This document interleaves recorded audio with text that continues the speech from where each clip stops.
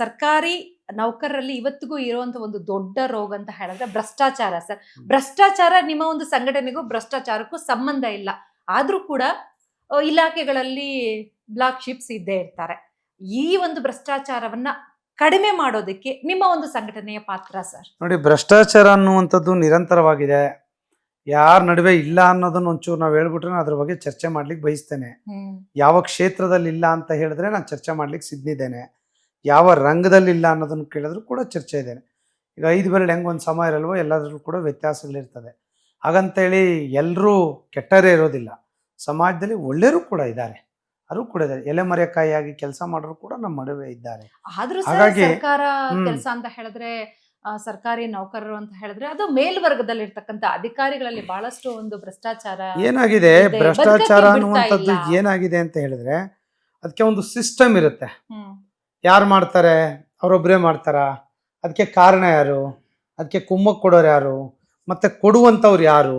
ಎಲ್ಲಿ ಅವ್ರಿಗೆ ಕೊಡುವವರು ಇರ್ತಾರೆ, ಎಲ್ಲಿವರೆಗೆ ಇಸ್ಕೊಳ್ಳೋರು ಇರ್ತಾರೆ ಎನ್ನುವಂಥ ಏನು ಗಾದೆ ಇದೆ, ಇದೆಲ್ಲದೂ ಕೂಡ ಕೌಂಟ್ ಆಗಿದೆ.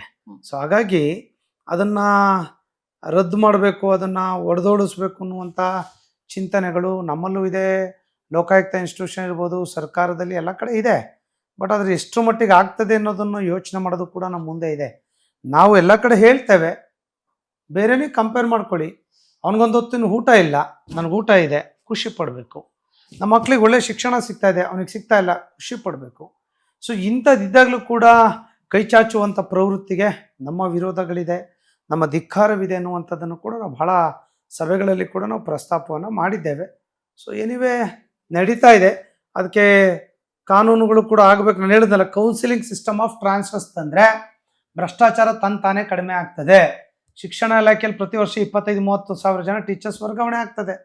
ಕರಪ್ಷನ್ ಇಲ್ಲ. ಮೊದಲಿತ್ತು, ಕೌನ್ಸಿಲಿಂಗ್ ತಂದರು, ಆನ್ಲೈನಲ್ಲಿ ಹೋಗ್ತಾನೆ, ಆನ್ಲೈನ್ ಬರ್ತಾನೆ, ಕೂತ್ಕೊಳ್ತಾನೆ, ಅವು ಕರಪ್ಷನ್ ಆಗೋದಿಲ್ಲ.